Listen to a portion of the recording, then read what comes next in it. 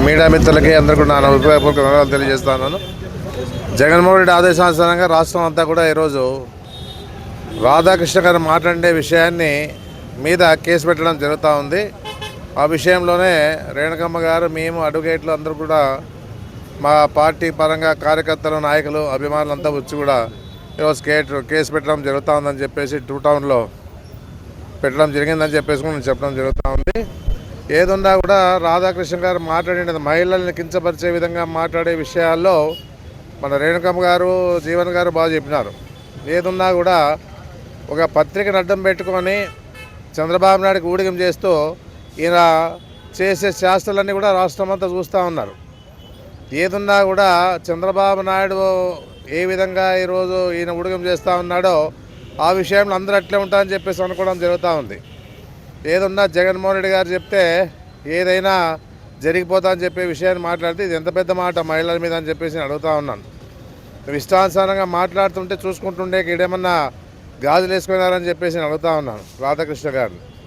అంటే నువ్వు మాట్లాడే మాట నీకు కూడా వర్తిస్తాయి కదా అని చెప్పేసి నేను చెప్పడం జరుగుతూ ఉంది. ఏదున్నా పవన్ కళ్యాణ్ గారు కూడా ఏం మాట్లాడడం లేదు. పవన్ కళ్యాణ్ గారు కూడా ఆ రోజు ఏమన్నారు, వాళ్ళ అమ్మని లోకేష్ గారు తిట్టినప్పుడు ఆ రోజు TV5ని కానీ ABNని కానీ బ్యాన్ చేయాలని చెప్పేసి ఇవన్నీ TV5 మీడియా అంతా కూడా బ్యాన్ చేయాలని చెప్పిన మహానుభావుడు యాడున్నాడో తెలియదు. ఈ విషయంలో ఇంత నీచంగా మాట్లాడుతున్నా ఆ రోజుల్లో మహిళల పక్క నీచంగా మాట్లాడితే వదిలిపెట్టే ప్రసక్తే లేదని చెప్పేసి ఊగి చెప్పినటువంటి వ్యక్తి యాడున్నాడో కనపడ్డంలే. ఈరోజు ఈ చూస్తూ ఉంటే పరిస్థితి ఇంత దారుణంగా మారుతూ ఉన్నా కూడా ఒక్క నోరు కూడా మాట్లాడడంలో ఒక మాట మాట్లాడడంలే పవన్ కళ్యాణ్ గారు అని చెప్పేసి నేను చెప్పడం జరుగుతూ ఉంది. రాష్ట్రంలో తలాచుగారు జరుగుతూ ఉన్నాయి, మహిళల పట్ల మానభంగాలు జరుగుతూ ఉన్నాయి, అన్ని విధాలుగా చూస్తూ ఉన్నారు. చూస్తూ కూడా ఎక్కడ కూడా ఆయన మాట్లాడే పరిస్థితి లేదని చెప్పేసి కూడా మనం చూస్తూ ఉన్నాం. అందుకే ఏదున్నా కూడా ఈరోజు మీరు గతంలో కూడా రామారావు గారిని మర్చిపోయే విధంగా చేయాలని చెప్పేసి మీడియా కూడా అందరూ వైరల్ అయిపోయింది. అది ఎందుకంటే అలాంటి వ్యక్తి మీరు. ఏదున్నా కూడా మీ పత్రిక ఉందని చెప్పేసి అహంకారంతోనే మీరు ఈ విధంగా మాట్లాడుతున్నారని చెప్పేసి ఇలాంటి మాటలు మాట్లాడితే ఖబర్దార్ అని చెప్పేసి కూడా నేను హెచ్చరిస్తూ ఉన్నాం. ఏదున్నా కూడా ఈరోజు అనిత గారు మాట్లాడుతూ ఉంటే ఏదన్నా ఉంటే పత్రికలు అనేది 10 మందికి ఉపయోగపడాలి. ఆ విధంగా కాకుండా ఒక చంద్రబాబు నాయుడు గారికి ఉపయోగపడుతూ ఉందని చెప్పేసి కూడా తెలుస్తూ ఉంది ప్రజలందరూ కూడా. ఈ ABN కానీ TV5 కానీ ఇవన్నీ కూడా ఈ ఒక పత్రిక ఒక పార్టీ వైపే మొగ్గు చూపుతా ఉందని కూడా అందరూ చూస్తూ ఉన్నారు. ఏదున్నా ఇలాంటి వ్యాఖ్యలు చేయడం చాలా తప్పు. వెంటనే నీవు మహిళలకు క్షమాపణ చెప్పాలని చెప్పేసి కూడా మా పార్టీ తరఫున మేము డిమాండ్ చేయడం జరుగుతూ ఉంది. ఇలాంటి మాటలు ఇక ముందు మాట్లాడితే తగిన బుద్ధి చెప్తామని చెప్పేసి కూడా మా పార్టీ తరఫున నేను చెప్పడం జరుగుతూ ఉంది. జగన్మోహన్ రెడ్డి గారు చెప్పిండే తప్ప. ఎందుకంటే క్యారిడార్ కింద 3 కలిపి మచిలీపట్నం, గుంటూరు, విజయవాడ 3 కలిపి మావిగనని పేరు పెట్టి ఈ విధంగా చేస్తే బాగుంటుందని చెప్పిన దాన్ని డైవర్ట్ చేసేదానికే ఇవన్నీ కూడా మీరు మాట్లాడుతూ ఉన్నారు. ఎందుకంటే ప్రజల్లో నాటకపోతూ ఉంది. మావిగన్ అనేది ప్రజల్లో నాటకపోతూ ఉంది. ఆ నాటకపోయే దాన్ని మీరు మరిపించేదానికే మీరంతా కూడా డబ్బు దోచుకునేదానికే ఏదో రకంగా ఈరోజు మీరు మీ పార్టీ తరఫున అమరావతి అని చెప్పి దోచుకునేదానికి ప్రయత్నం చేస్తూ ఉన్నారు. కానీ మీరు దాన్ని సమర్థించుకుంటూ మీ పత్రికలంతా కూడా సమర్థించుకుంటూ ముందుకు పోతా ఉన్నారు. ప్రజలను మభ్యపెట్టే విధంగా చేస్తూ ఉన్నారు. ఇది మంచి పద్ధతి కాదు. ఇలాంటి మాటలు మాట్లాడే పరిస్థితి ఇక ముందు రారా అని చెప్పేసి కూడా మేము డిమాండ్ చేస్తూ ఉన్నాం. బుట్ట రేణుకమ్మ గారు, అదేవిధంగా శాసనసభ్యులు శ్రీ వై సాయిప్రసాద్ రెడ్డి గారి ఆధ్వర్యంలో మేము 2 టౌన్ పోలీస్ స్టేషన్లో ABN అధినేత, ABN channels as well as news paper అధినేత రాధాకృష్ణ గారి మీద ఒక కంప్లైంట్ దర్జు చేయడానికి ఈరోజు వైఎస్ఆర్సీపీ నేతలందరూ వచ్చి కంప్లైంట్ ఇచ్చాము. ముఖ్యంగా దీనికి ఒక కారణం ఏమంటే మాజీ చీఫ్ మినిస్టర్ శ్రీ జగన్మోహన్ రెడ్డి గారు ఒక ప్రపోజల్ తెచ్చారు. గుంటూరు, విజయవాడ, మచిలీపట్నం మధ్యలో ఒక కారిడార్ ఏర్పాటు చేసి రాజధానిని డెవలప్ చేయొచ్చు అనే విషయం. ఇప్పుడు జర్నలిజం అనేది, మీడియా అనే వేదిక అనేది ఒక పవిత్రమైన బాధ్యత కలిగి ఉంది. ప్రజలకు నిజాల్ని తెలిపే ఒక పవిత్రమైన బాధ్యత మీడియా వాళ్ళకు ఉంటుంది. ప్రజాస్వామ్యంలో ఒక అభిప్రాయాన్ని విమర్శించడము, ప్రశ్నించడము అనేది మీడియాకు రాజ్యాంగం కల్పించిన హక్కు. దాన్ని ఎవరు కాదనరు. కానీ ఆ స్వేచ్ఛను దుర్వినియోగపరుచుకొని మీడియాలో ఇష్టానుసారంగా మాట్లాడడం అనేది చాలా బాధాకరం. గత 30 వారికి వారు కితాబులు ఇచ్చుకున్నటువంటి రాధాకృష్ణ గారు ఒక్కసారి మీ గురించి, మీ చరిత్ర గురించి ఆలోచిస్తే, ఒకసారి మీడియాలో కెమెరా ఆఫ్ అయిపోయింది అనుకుని ఆయన మాట్లాడుతూ చంద్రబాబు నాయుడు గారు ఆయన ఒక 1-to-1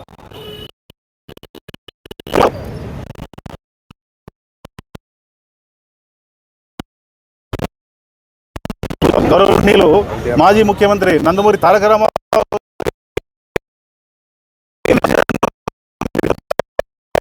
ఏం పాటిస్తున్నారనే విషయాన్ని మీరు ఒకసారి గుర్తు తెచ్చుకోవాలా. అదేవిధంగా ఇంకో సందర్భంలో గవర్నమెంట్ ఉద్యోగులకు జీతాలు ఇవ్వే విషయంలో కూడా వాళ్ళకి ఎందుకు ఇవ్వాలా జీతాలు అనేది మీరు చంద్రబాబు నాయుడు గారికి సజెస్ట్ చేశారు. అంటే మీరు మీడియా ముసుగులో ఒక పార్టీకి ఒత్తాసు పలుకుతున్నారని మాకు అనిపిస్తూ ఉంది. అది మీరు చేసుకోండి, తప్పులేదు. కానీ మీ మీడియాలో ఒక అభిప్రాయం తెలిపినటువంటి మాజీ ముఖ్యమంత్రి వైఎస్ జగన్మోహన్ రెడ్డి గారి గురించి ప్రస్తావిస్తూ వీకెండ్ విత్ ఆర్కే అనే ఒక ప్రోగ్రాంలో ఆయన పలికిన పలుకులు కూడా నేను చెప్పదలుచుకోలే. ఎందుకంటే అంత జుజుసాకరంగా, అంత అవమానకరంగా ఉన్నాయి ఆ వార్తలు, ఆ విషయాలు. అది కూడా నేను మీడియా ముఖంగా దాన్ని చెప్పి ఆయన హైలైట్ చేయదలుచుకోలే. మీరు పలికిన మాటలు ఏవైతే ఉన్నాయో సార్, అవి ప్రతి ఒక్క విలువైన మేడం చెప్పిన విధంగా ఒక హిందూ సాంప్రదాయం సంబంధించినటువంటి మంచి ఒక సంబంధాన్ని కించపరుస్తూ మాట్లాడిన వ్యాఖ్యలు చాలా అభ్యంతరకరము, అవమానకరమైనటువంటి విషయాలను మీకు తెలియజేస్తూ, మీరు నిజంగా ఇన్ని సంవత్సరాలు జర్నలిజం విలువలతో వచ్చినారు అనేది మీకు బయటికి వచ్చి మీడియా ముందు క్షమాపణ చెప్పాలా, మహిళా లోకానికి క్షమాపణ చెప్పాలా. చెప్పని పక్షంలో ప్రజలు ఏమనుకుంటారంటే 30 ఏళ్ళ నుంచి మీరు చేసింది జర్నలిజం ముసుగులో చంద్రబాబు నాయుడు గారికి ఒత్తాసు పలకడం తప్పించి వేరేది చేయలేదు అని చెప్పేసి ప్రజలు ఆలోచిస్తారనే విషయాన్ని మీరు గమనించగలరు.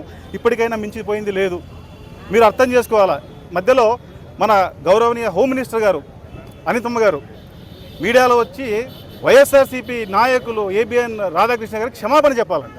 ఎందుకంటే వీళ్ళందరూ వెళ్ళి ఏబిఎన్ ఆఫీస్ మీద దాడి చేశారంట. అమ్మ, దాడికి నిరసనకు తేడా తెలుసుకో.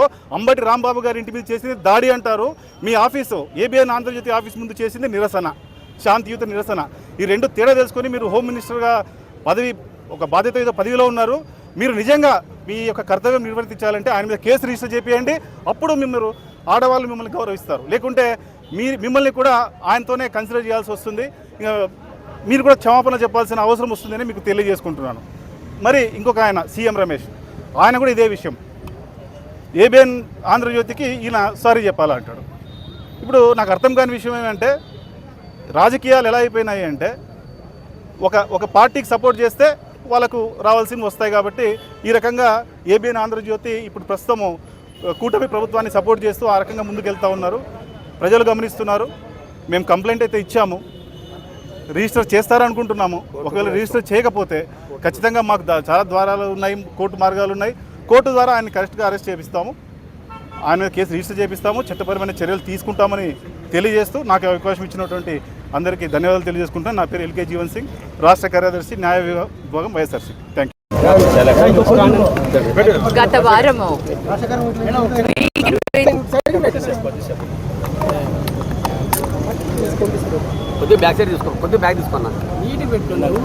వారము వీకెండ్ విత్ ఆర్కే అని ఏబిఎన్లో ఒక టెలికాస్ట్ కావడం జరిగింది, ఒక కార్యక్రమము.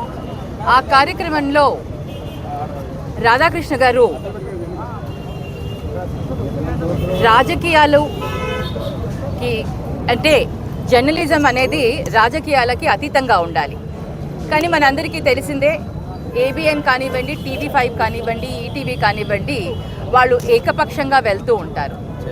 వాళ్ళ జర్నలిజంని ఉన్న వాల్యూస్ని కూడా పక్కన పెట్టి ఈరోజు మహిళల పట్ల అసభ్యకరంగా వ్యాఖ్యలు చేయడం నిజంగా మన భారతీయ సంస్కృతిని కూడా వాళ్ళు పట్టించుకోకుండా అంత అసభ్యంగా మాట్లాడడం చాలా బాధాకరం. అసలు మన భారతదేశంలో వివాహానికి ఒక పవిత్రత ఉంది, అన్నా చెల్లెల సంబంధానికి ఒక పవిత్రత ఉంది, ప్రతి ఒక్క రక్త సంబంధానికి ఒక పవిత్రత ఉంది. అన్నా చెల్లెలన్న పవిత్రమైన బంధాన్ని ఈరోజు కించపరుస్తూ, భార్యాభర్తల అనే ఒక పవిత్ర బంధాన్ని కూడా ఈరోజు కించపరుస్తూ మహిళల పట్ల అసభ్యకరంగా ఆయన వ్యాఖ్యలు చేయడం, ఒక భార్యాభర్త మన భారతదేశంలో ఆ హిందూ సాంప్రదాయంలో ఎంత పవిత్రత ఉందో మనందరికీ తెలుసు. ఒక భార్యను చెల్లెలుగా భావించే విధంగా భావిస్తూ వాళ్ళకి మరీ వివాహం చేయడం అంటే ఎంతటి దిగజారిపోయిన వ్యాఖ్యలు ఒక మీడియా చేసింది అంటే ఇది నిజంగా మీడియాకి కూడా, అసలు మీడియా వరల్డ్లో కూడా ఇదొక నిజంగా చాలా దురదృష్టకరమైన రోజు కింద మనం భావించాలి. మీరు ఎటుపక్కన ఒక సింగిల్గా మీరు ఒక రాజకీయానికి పట్ల మీరు మాట్లాడాలని అనుకుంటే మీరు వేరుగా ఎంతో మాట్లాడచ్చు. కానీ మహిళలు, మన సంస్కృతి, వీటిని అసభ్యంగా మాట్లాడితే మీరు సమాజానికి ఏం మెసేజ్ ఇవ్వాలనుకుంటున్నారు? రాధాకృష్ణ గారు ఈ విధంగా బిహేవ్ చేయడం, ఈ విధంగా ప్రవర్తించడం అందరూ మహిళా లోకానికే ఇది నిజంగా చాలా బాధాకరం. మహిళలుగా మేము చింతిస్తున్నాము. ఇటువంటి వ్యాఖ్యలు చేయకూడదు. ఈ విధంగా ముందు కూడా ఎవరికి కూడా ఎటువంటి ఛానల్స్ కానీ ఎవరు కూడా, అలాగే ఏ రాజకీయ పార్టీలు ఎవరు కూడా ఇంత అసభ్యంగా మాట్లాడకూడదు అని ఈరోజు వైఎస్ఆర్సీపీ పార్టీ తరఫున ఆదోనిలో మాజీ ఎమ్మెల్యే గారు సాయి ప్రసాద్ రెడ్డి అన్నతో కలిసి ఇక్కడ మేము రిప్రజెంటేషన్ ఇవ్వడం జరిగింది. పోలీస్ స్టేషన్లో తప్పకుండా యాక్షన్ తీసుకోవాలి, మన సంస్కృతిని కూడా కాపాడాలి. ప్రతి రిలేషన్ ఒక పవిత్రమైన రిలేషన్ ఇది.